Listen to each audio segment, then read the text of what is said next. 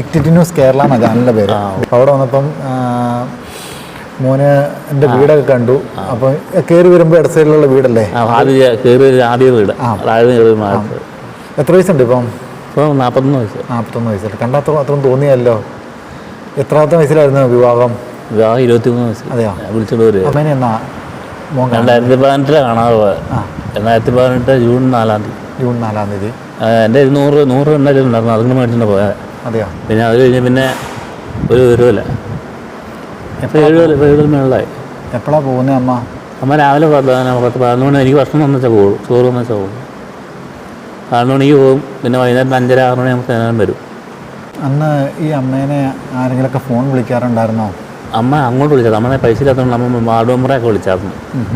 പൈസ ഇല്ലെന്നും പറഞ്ഞുകൊണ്ട്. അപ്പോൾ പെൻഷൻ മണ്ണിലായിരുന്നു താമസം. വിളിച്ചോണ്ടിരിക്കുക പെൻഷൻ താമസം. അപ്പോൾ പൈസ ഇല്ലെന്നൊക്കെ അങ്ങനെ വിളിക്കാൻ കേട്ടത്.